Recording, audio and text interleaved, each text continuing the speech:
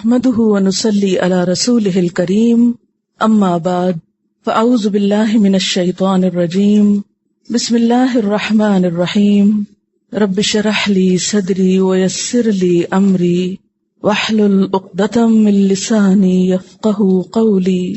آسمان و زمین کی ہر چیز اللہ ہی کی ملکیت ہے، تمہارے دلوں میں جو کچھ ہے اسے تم ظاہر کرو یا چھپاؤ، اللہ تعالیٰ اس کا حساب تم سے لے گا، پھر جسے چاہے بخشے اور جسے چاہے سزا دے، اور اللہ ہر چیز پر قادر ہے۔ رسول ایمان لائے اس چیز پر جو اس کی طرف اللہ تعالیٰ کی جانب سے اتری، اور مومن بھی ایمان لائے، یہ سب اللہ تعالیٰ اور اس کے فرشتوں پر اور اس کی کتابوں پر اور اس کے رسولوں پر ایمان لائے، اور کہا اس کے رسولوں میں سے ہم کسی میں بھی تفریق نہیں کرتے۔ انہوں نے کہہ دیا کہ ہم نے سنا اور اطاعت کی، ہم تیری بخشش طلب کرتے ہیں اے ہمارے رب، اور ہمیں تیری ہی طرف لوٹنا ہے۔ اللہ تعالیٰ کسی جان کو اس کی طاقت سے زیادہ تکلیف نہیں دیتا، جو نیکی وہ کرے وہ اس کے لیے ہے، اور جو برائی وہ کرے وہ اسی پر ہے۔ اے ہمارے رب، اگر ہم بھول گئے ہوں یا خطا کی ہو تو ہمیں نہ پکڑنا۔ اے ہمارے رب، ہم پر وہ بوجھ نہ ڈال جو ہم سے پہلے لوگوں پر ڈالا تھا۔ اے ہمارے رب، ہم پر وہ بوجھ نہ ڈال جس کی طاقت ہم میں نہ ہو، اور ہم سے درگزر فرما اور ہمیں بخش دے اور ہم پر رحم کر، تو ہی ہمارا مولا ہے، ہمیں کافر قوم پر غلبہ عطا فرما۔ آمین۔ للہ، اللہ کے لیے ہے، ما فی السماوات، جو کچھ آسمانوں میں ہے، وما فی الارض، اور جو زمین میں ہے۔ کیا کچھ ہے ہم سب تو جانتے بھی نہیں، اس نے بنایا اسے معلوم ہے، بنانے والا ہی ان سب چیزوں کا مالک ہے۔ وَإِن تُبْدُوا مَا فِي أَنفُسِكُمْ، اور اگر تم ظاہر کرو گے جو تمہارے دلوں میں ہے، اپنے دل میں آنے والے خیالات کے بارے میں اگر تم کسی کو بتا بھی دو، او تخفوہ، یا تم چھپاؤ گے اس کو، یعنی کسی کو نہ بتاؤ، تمہارے دل کی باتیں صرف تمہیں کو معلوم ہو، اگر ان میں کچھ ایسی باتیں ہوئیں جو اس کو پسند نہ ہوئیں تو کیا ہوگا؟ یحاسبکم بہ اللہ، ان باتوں پر اللہ تمہارا حساب لے گا، تم سے پوچھے گا، پھر کیا ہوگا؟ فیغفر، پھر بخش دے گا، معاف کر دے گا، لمن یشاء، جس کو چاہے گا، ویعذب، اور عذاب دے گا، سزا دے گا، من یشاء، جس کو چاہے گا، واللہ، اور اللہ تعالی، علی کل شیء، ہر چیز پر، قدیر، قدرت رکھنے والا ہے۔ اس سے پچھلی آیت ہے کہ ولا تکتم الشہادہ، گواہی کو چھپانا مت، ومن یکتمھا فانہ آثم قلبہ، جو اس کو چھپائے گا تو اس کا دل گناہگار ہوگا۔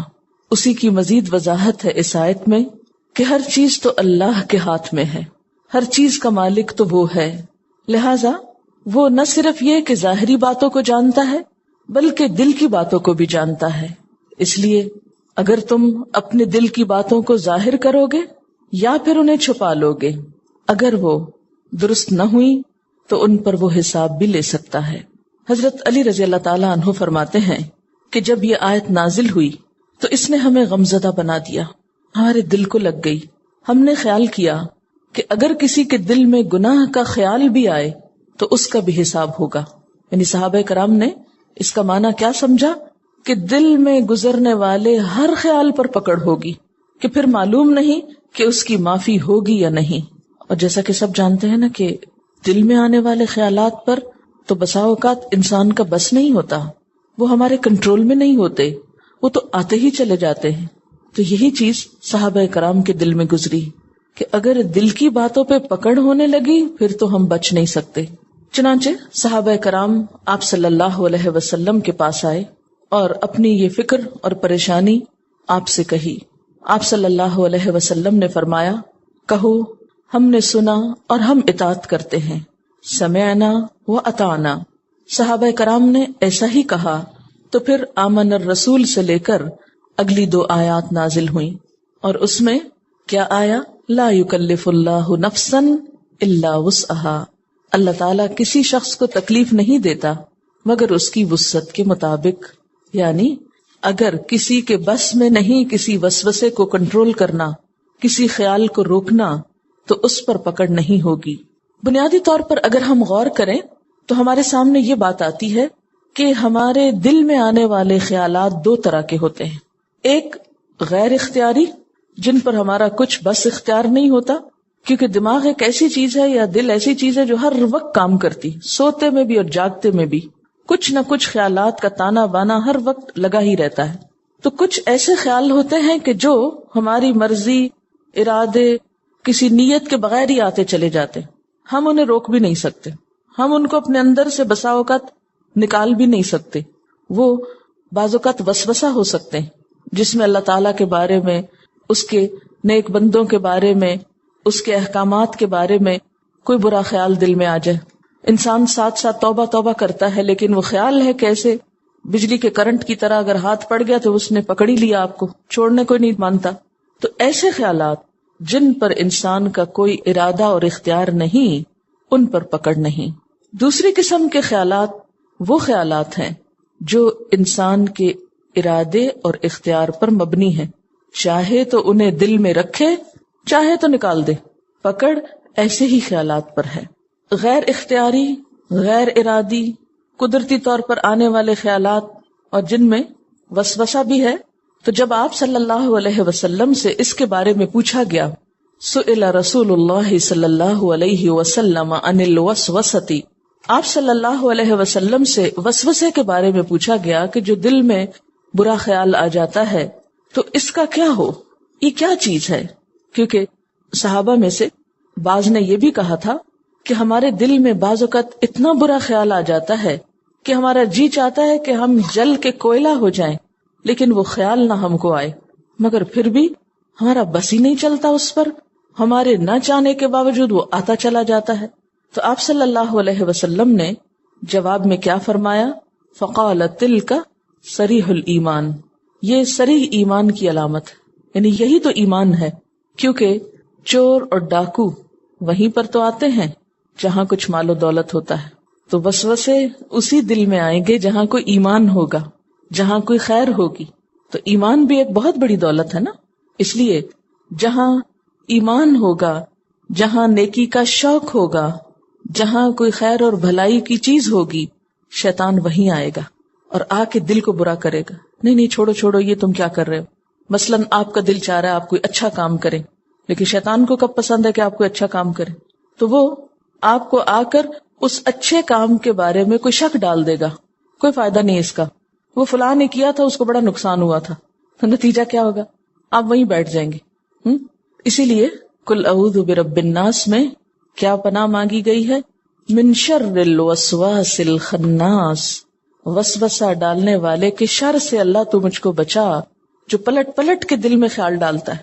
الذی یوسوس فی صدور الناس، جو لوگوں کے دل میں، انسانوں کے دل میں وسوسے ڈالتا ہے۔ من الجنۃ والناس، ایسے وسوسے بسا اوقات جنات کی طرف سے ہوتے ہیں اور جن سے مراد یہاں شیطان ہے، اور بسا اوقات انسانوں کی طرف سے بھی ہوتے ہیں، کیونکہ آپ نے دیکھا ہوگا کہ کئی دفعہ آپ بہت اچھا کام کرنا چاہتے ہیں، لیکن اتنے میں آپ کی ملاقات کسی ایسے انسان سے ہو جاتی ہے جو اس اچھے کام کے بارے میں آپ کا ارادہ اور نیت بدلا دیتا ہے۔ آپ گھر سے نکلتے ہیں ایک اچھی نیت لے کر، مثلا آپ آئے ہیں پڑھنے کے لیے، بڑے عزم و ارادے سے، بڑے جذبے سے، بڑے شوق سے، بڑی قربانی کر کے، بسا اوقات کیا ہوتا ہے آپ کی دوستی، آپ کا تعلق کسی ایسے انسان سے ہو جاتا ہے کہ جس کو نہ خود پڑھنے کا شوق ہے نہ آپ کو پڑھنے دینا چاہتا ہے، لہٰذا وہ کوئی نہ کوئی ایسی باتیں آپ کے ذہن میں ڈالتا رہے گا کہ آپ کا پڑھائی سے دل اچاٹ ہو جائے گا، اور بالآخر وہ ساری سیکریفائسز اور سارے جو آپ کے منصوبے اور پلان اور بڑی اچھی اچھی خوبصورت نیتیں تھیں وہ سب بیٹھ جائیں گی۔ تو اس لیے اللہ تعالیٰ کو پتا تھا کہ یہ کام صرف شیاطین نہیں کرتے، انسان بھی کرتے ہیں، اس لیے یہ دعا سکھائی گئی کہ اللہ کی مدد کے ساتھ ہی ان چیزوں پر قابو پایا جا سکتا ہے۔ پھر اسی طرح غیر اختیاری خیالات جو ہیں، جو ہماری مرضی سے نہیں آتے، ان کے بارے میں نبی صلی اللہ علیہ وسلم نے فرمایا، ان اللہ تجاوز لی عن امتی ما وسوست به صدورها ما لم تعمل او تتکلم، متفق علیہ۔ اللہ تعالیٰ نے میری امت سے جی میں آنے والی باتوں کو معاف کر دیا ہے، دل میں آنے والے خیالات کو معاف کر دیا ہے، البتہ ان پہ پکڑ اس وقت ہوگی جب ان پہ عمل کیا جائے یا جن کا اظہار زبان سے کر دیا جائے.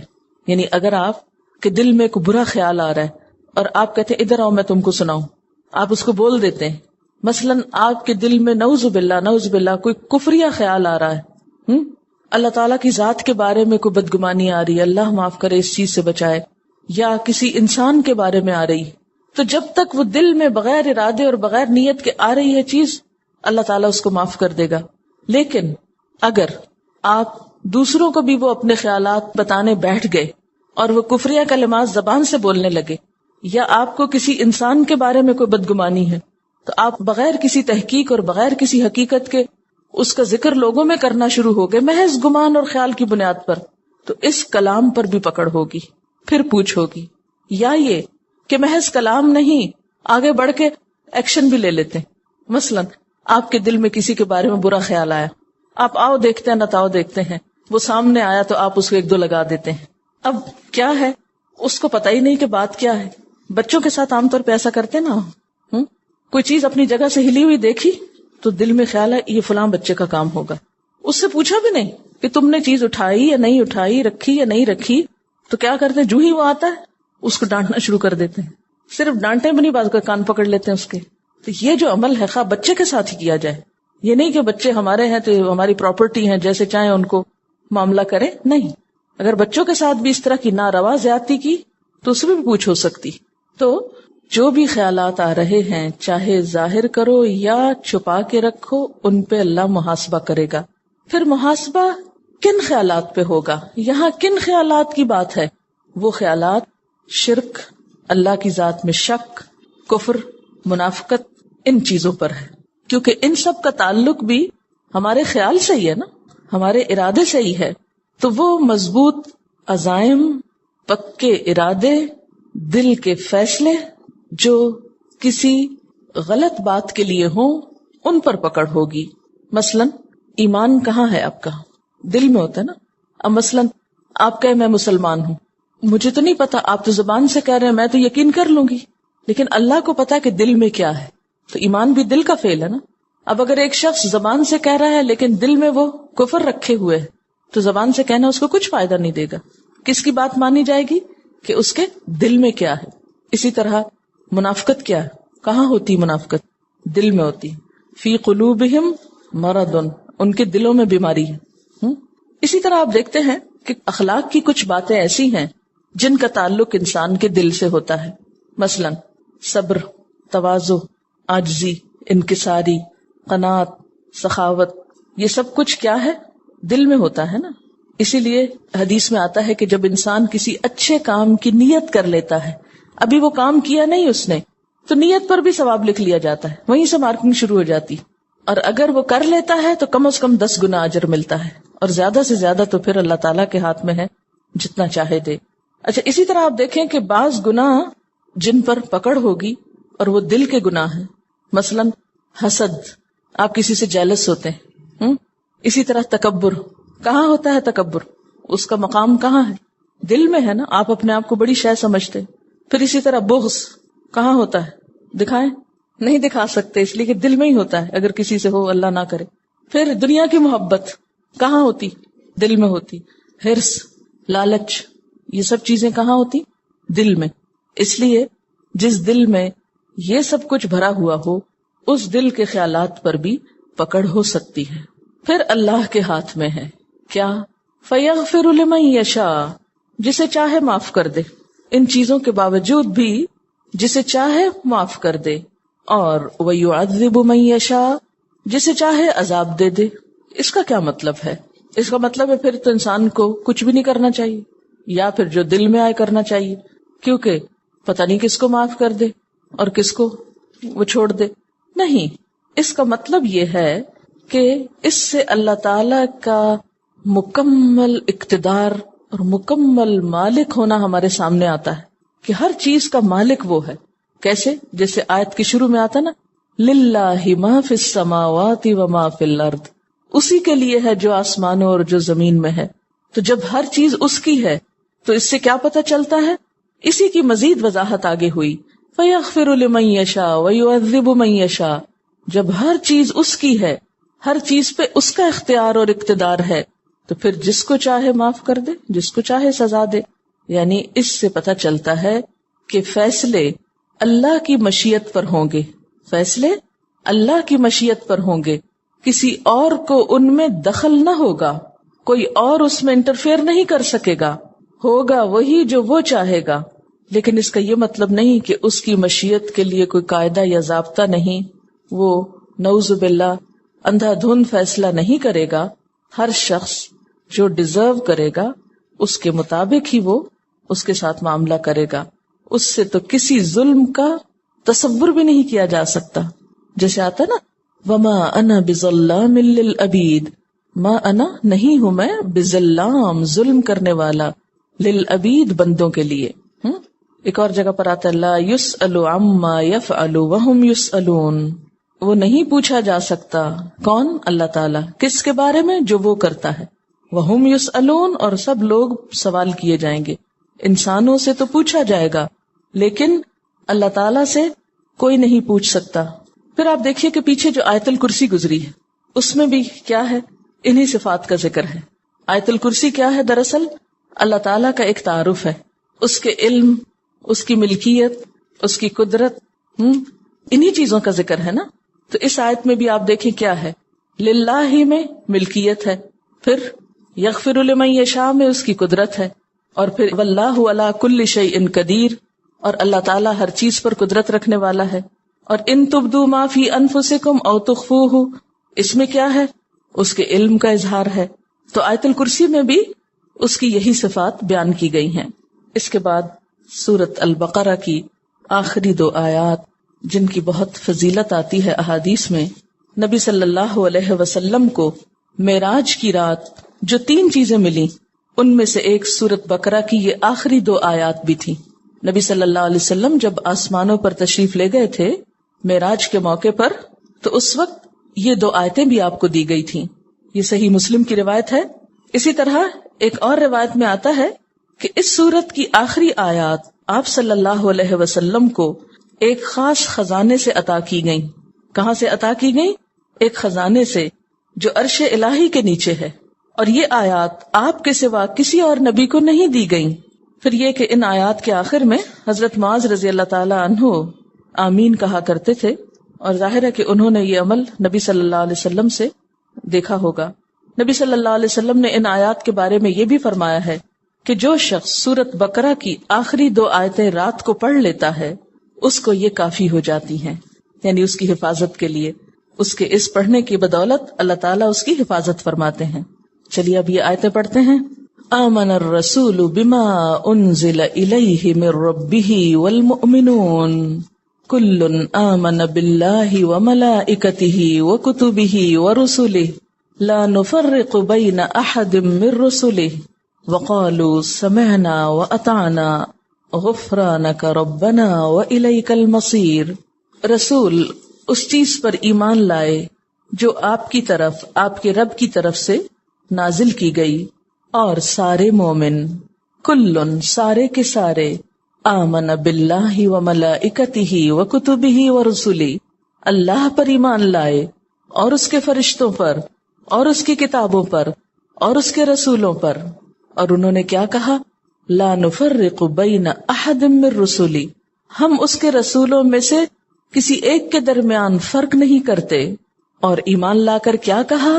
وقالوا سمعنا واطعنا، بولے ہم نے سن لیا اور ہم نے اطاعت کی، ہم بات مانیں گے. غفرانک، تیری بخشش چاہیے، یعنی پچھلی زندگی میں ہم سے جو غلطیاں، جو خطائیں ہو چکی، اللہ تو ہم کو معاف کر دے. ربنا، اے ہمارے رب، وإلیک المصیر، اور تیری طرف لوٹنا ہے، واپسی تو تیری ہی طرف ہے، مر کے تو تیرے ہی پاس آنا ہے. کچھ یاد کیجئے سورت کا بالکل ابتدائی حصہ. الف لام میم ذالک الکتاب لا ریب فیہ ھدی للمتقین، اور اس کی شرط کیا ہے؟ الذین یؤمنون بالغیب، وہ لوگ جو غیب پر ایمان لاتے ہیں. وہاں اس کتاب سے ہدایت پانے کے لیے پہلی خصوصیت جو بتائی گئی تھی وہ ایمان بالغیب تھا، اور اسی کی تفصیل سورت کے آخر میں، وہاں اشارہ تھا، یہاں ڈیٹیل ہے کہ ایمان بالغیب کیا ہوتا ہے، کس ایمان بالغیب کی بات ہے، اس میں کیا کیا چیزیں شامل ہیں۔ وہاں آپ کو ایک بات بار بار یاد دلائی گئی تھی کہ متقی وسیع النظر ہوتا ہے، وسیع القلب ہوتا ہے، اس کے اندر کوئی تعصب نہیں ہوتا، اس کے اندر تنگ دلی نہیں ہوتی، لہذا وہ صرف ظاہر نظر آنے والی چیزوں کو ہی نہیں مانتا بلکہ غیب پر بھی ایمان رکھتا ہے۔ دیکھیں نا، جو تنگ دل ہوگا وہ تو صرف 2 اور 2 4 کو مانے گا، اس کے سامنے 2 اور 2 5 نہیں ہو سکتے، وہ ریجڈ ہوگا۔ لیکن مومن وسیع نظر ہوتا ہے، اس کی نظر میں بصیرت ہوتی، وہ صرف ظاہر میں نہیں دیکھتا، پردے کے پیچھے بھی دیکھ سکتا ہے، اور یہ دیکھنا ایمان کا دیکھنا ہے۔ اور یہاں سورت کے اختتام پر کیا بتا دیا گیا کہ پیغمبر صلی اللہ علیہ وسلم اور آپ کے ساتھیوں نے ایمان لا کر یہ واضح کر دیا کہ ہم یہ سب کچھ مانتے ہیں، اور خاص طور پر شروع میں کہا گیا تھا یؤمنون بالغیب، بیچ میں بہت سے احکامات دیے، آخر میں پھر اس کی تکرار کے بعد کہا سمعنا و اطعنا، ہم نے اس صورت میں آنے والے تمام احکامات سن لیے، ہم تو مانتے بھی نہیں کہ ہم نے سنا ہے۔ اور صحابہ کرام کو حضور صلی اللہ علیہ وسلم نے جب پریشانی ہوئی کہ ہماری پکڑ ہو جائے گی تو اس وقت کہا کہ آپ کو سمعنا و اطعنا، انہوں نے فوراً ہی کہہ دیا، لیکن ہم سن کے بھی سنتے نہیں، مشکل یہ سمعنا، ہم نے سن لیا جو کچھ اللہ پاک نے ان 286 آیات میں ہم کو بتایا، اس سورت البقرہ میں سب کچھ سن لیا ہم نے، اب ہم کریں گے کیا؟ یہود کی طرح یا ایمان والوں کی طرح؟ یہود نے کیا کہا تھا؟ سمعنا و عصینا، ہم نے سن لیا، ماننا کوئی نہیں ہم نے۔ ذرا دل ٹٹولے اپنے، کیا سوچتے ہیں ان سب باتوں کے بارے میں جو آپ سن چکے؟ اقسام بر بہت سی سن چکے، ہم نے سن لیا، اب ہمیں کیا کرنا ہے؟ اطعنا، ہم اب اطاعت کریں گے، اب ہمیں عمل کرنا ہے۔ ہم ان لوگوں کی طرح نہیں جو تعصب برتتے ہیں، صرف اپنے رسولوں کو مانتے ہیں، صرف اپنی کتابوں کو مانتے ہیں اور دوسرے انبیاء کا انکار کرتے ہیں۔ نہیں، ہم تو کسی کے درمیان فرق بھی نہیں کرتے، لا نفرق بین احد من رسلہ، ہم اللہ کے رسولوں میں سے کسی کے درمیان تفریق نہیں کرتے، سب کو رسول مانتے ہیں۔ پھر آپ دیکھیے کہ یہاں پر جو تفصیل بتائی گئی وہ کیا ہے؟ آمن الرسول، کتنا خوبصورت آغاز ہے نا، کہ بتانے والا سب سے پہلے خود ایمان لا رہا ہے۔ یہ نہیں کہا گیا کہ صرف مومن ایمان لائیں، بلکہ آمن الرسول، رسول صلی اللہ علیہ وسلم ایمان لائے، کس چیز پر؟ اس پر بما انزل الیہ، جو آپ کی طرف نازل کی گئی۔ سورۃ البقرہ کے شروع میں والذین یؤمنون بما انزل الیک، الیک سے مراد کیا تھا؟ آپ صلی اللہ علیہ وسلم۔ تو یہاں پر بھی کیا ہے کہ پیغمبر خود ایمان لائے جو آپ کی طرف آپ کے رب نے اتارا تھا۔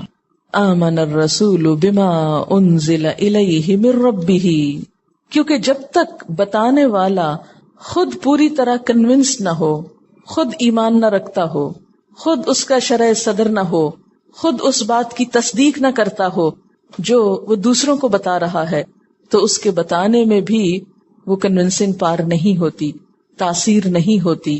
تو قول اور فعل کا تضاد جو ہے یہ بہت ناپسندیدہ چیز ہے اللہ تعالیٰ کے نزدیک، کہ انسان کہے کچھ کرے کچھ، یا دوسروں کے لیے تو جیسے یہود کے بارے میں آیا اتأمرون الناس بالبر وتنسون انفسکم، ان کے علماء یہی کر رہے تھے نا۔ لیکن نبی صلی اللہ علیہ وسلم کی خوبی کیا بتائی گئی کہ جو آپ کی طرف اتارا گیا اس کو پہلے آپ نے خود مانا۔ آمن الرسول بما انزل الیہ من ربہ والمؤمنون، اور سارے مومن وہ بھی ایمان لے آئے، کلن سارے کے سارے، آمنا ایمان لائے، کس چیز پر؟ باللہ، سب سے پہلے اللہ پر۔ اب یہ ایمان کی تفصیل ہے، اس کو کیا بولتے ہیں؟ ایمان مفصل۔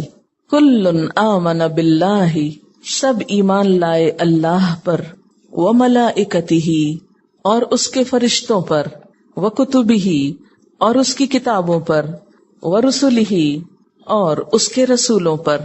یہاں 4 چیزوں کا ذکر کیا گیا، 2 چیزیں یہاں ذکر نہیں کی گئیں. ایک تو آخرت کی بات اور ایک تقدیر کی بات.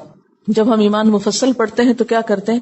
آمنت باللہ و ملائکتہ و کتبہ و رسلہ والیوم الآخر والقدر خیرہ و شرہ من اللہ تعالی والبعث بعد الموت.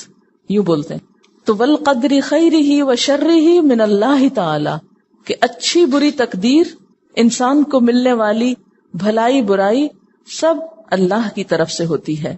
والبعث بعد الموت، اور موت کے بعد دوبارہ جی اٹھنے پر بھی میں ایمان لاتا ہوں. ان 2 کا تعلق بھی ایمان بالغیب ہی سے ہے. لیکن یہاں خاص طور پر جن چیزوں کا ذکر کیا گیا اس کا تعلق ہدایت سے ہے.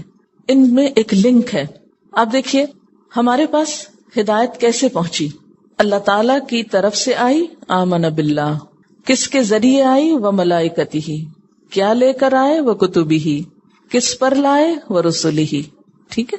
تو اگر یہاں یہ بھی ذکر کیا جاتا والقدر خیرہ وشرہ والبعث بعد الموت، تو آپ دیکھتے کلام کا حسن ختم ہو جاتا. اس کی یہاں ضرورت نہیں تھی، کیونکہ یہاں موقع نہیں ہے اس کا. اللہ تعالیٰ نے کوئی بات نہ زائد کی ہے اور نہ کوئی اہم بات چھوڑی ہے. ہر چیز کی ایک حکمت ہے. یہ الگ بات ہے کہ ہم اپنے چھوٹے دماغ ہونے کی وجہ سے وہ نہ سمجھ سکیں. تو کوئی شخص بھی عمل کر نہیں سکتا، کسی کا بھی عمل بدل نہیں سکتا جب تک اس کے ایمان کے اجزاء پورے نہیں ہوتے. مثلا ان میں سے اگر کوئی شخص کسی ایک چیز کا بھی انکار کر دے، یا ان چیزوں میں سے کسی ایک چیز کے کسی حصے کا بھی انکار کر دے، تو بات بگڑ جائے گی.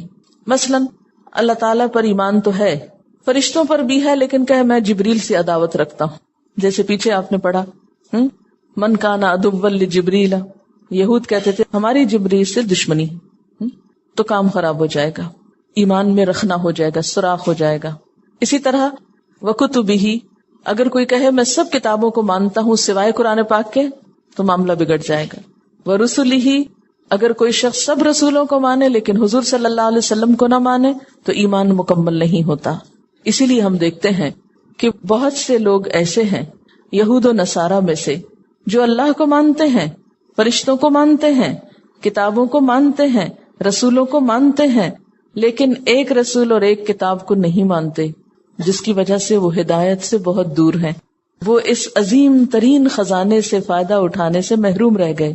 حالانکہ یہ کتاب جو ہمارے پاس ہدایت کے لیے آئی، ذالک الکتاب لا ریب فیہ ھدی للمتقین، یہ ان تمام کتابوں کا لیٹسٹ اور کمپلیٹ ایڈیشن تھا. کیونکہ پچھلی کتابوں کے تو صرف ترجمے باقی ہیں، اصل تو باقی ہی نہیں. تو اللہ تعالیٰ کی طرف سے آنے والا پیغام جو مختلف طریقوں سے انہوں نے ڈسٹارٹ کر دیا، ضائع کر دیا، بدل دیا، ان سب کا ایک مکمل ترین ورژن اس کتاب کی شکل میں آیا.